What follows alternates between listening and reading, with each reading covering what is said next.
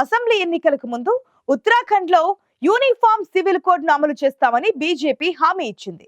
ఆ హామీని ఇప్పుడు బీజేపీ ప్రభుత్వం నిలబెట్టుకుంది.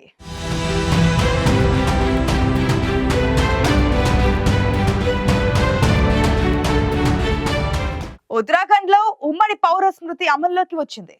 దేశంలో యూసీసీని అమలు చేసిన తొలి రాష్ట్రంగా ఉత్తరాఖండ్ నిలిచింది.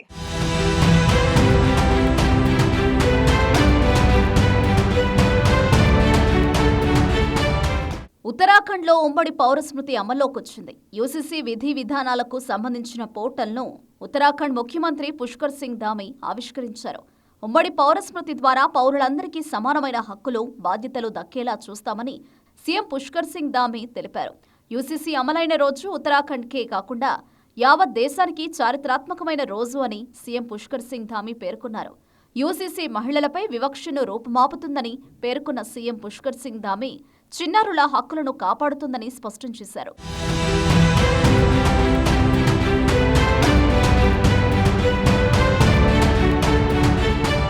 ఉమ్మడి పౌరస్మృతిని ఏ మతానో లక్ష్యంగా చేసుకుని తీసుకురాలేదని పేర్కొన్న ఉత్తరాఖండ్ సీఎం పుష్కర్ సింగ్ ధామీ ఇది అన్ని దురాచారాలను రూపుమాపే చట్టబద్ధ ఆయుధమని అభివర్ణించారు.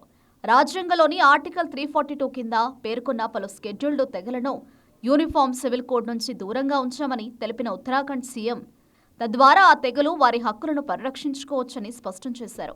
యూసీసీ అమలుతో సమాజంలో చాలా విషయాల్లో ఏకరూపత వస్తుందని, పౌరులందరికీ సమానమైన హక్కులు, బాధ్యతలు ఉంటాయని ఉత్తరాఖండ్ సీఎం పుష్కర్ సింగ్ ధామీ వెల్లడించారు.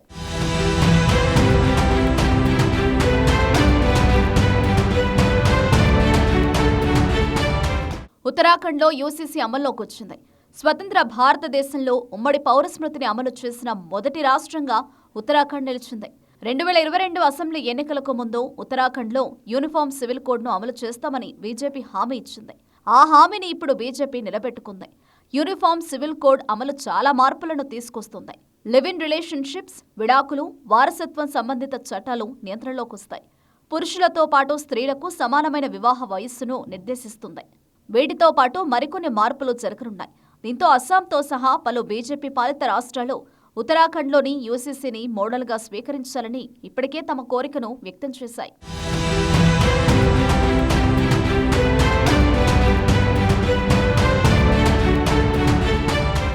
ఉత్తరాఖండ్లో అమల్లోకి వచ్చిన ఉమ్మడి పౌరస్మృతిలో కీలక అంశాలు ఏంటంటే వివాహం, విడాకులు, ఆస్తుల వారసత్వం, ఆస్తి వీలునామాల రూపకల్పన వంటి అంశాల్లో లింగ సమానత్వాన్ని సాధించేలా యూసీసీ ఉంటుంది. మతాలతో సంబంధం లేకుండా ఉత్తరాఖండ్లో లింగ సమానత్వాన్ని సాధించేందుకు దోహదం చేయనుంది. సహజీవన సంబంధాలను క్రమబద్ధీకరించే నిబంధనలు యూసీసీలో ఉన్నాయి. సహజీవనం చేస్తున్న వారు ఇకపై రిజిస్ట్రేషన్ చేసుకోవాల్సిందే. ఇందుకోసం ప్రభుత్వం తరపున ప్రత్యేక విభాగాన్ని ఏర్పాటు చేశారు. సైనికులు, వాయుసేనలో పనిచేస్తున్న వారు, యుద్ధంలో నిమగ్నమై ఉన్నవారు, నౌకాదళంలో ఉన్నవారి కోసం ప్రివిలేజ్డ్ విల్ సౌకర్యాన్ని అందుబాటులోకి తెచ్చారు. వారు అత్యవసర పరిస్థితుల్లో ఆ సౌకర్యాన్ని వినియోగించుకుని వీలునామాను వేగంగా, సులభంగా తయారు చేయించవచ్చు. ఉమ్మడి పౌరస్మృతి ప్రకారం అన్ని మతాలకు చెందిన స్త్రీ, పురుషులకు కనీస వివాహ వయస్సు ఒకేలా ఉంటుంది. అన్ని మతాల్లో బహుభార్యత్వాన్ని నిషేధించారు. హలాల్ విధానంపై నిషేధం విధించారు.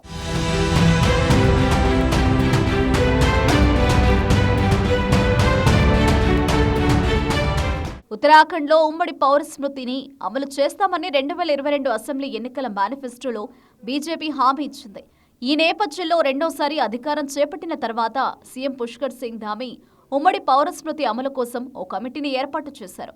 2022 మే 27న రిటైర్డ్ సుప్రీంకోర్టు న్యాయమూర్తి జస్టిస్ రంజాన్ ప్రకాష్ దేశాయ్ నేతృత్వంలోని 5 సభ్యులతో కూడిన కమిటీ ఏర్పాటైంది.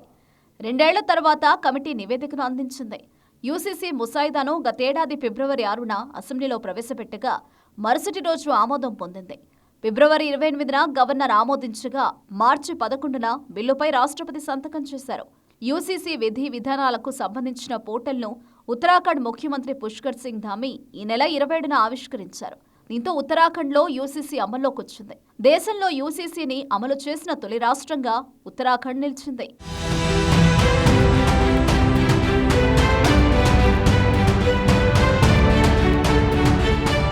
ఉత్తరాఖండ్ లో అమల్లోకి వచ్చిన యూనిఫామ్ సివిల్ కోడ్ చాలా మార్పులను తీసుకొస్తోంది. ఉత్తరాఖండ్ లోని యూసీసీని మోడల్ గా స్వీకరించాలని అస్సాం సహా బీజేపీ పాలిత రాష్ట్రాలు భావిస్తున్నాయి.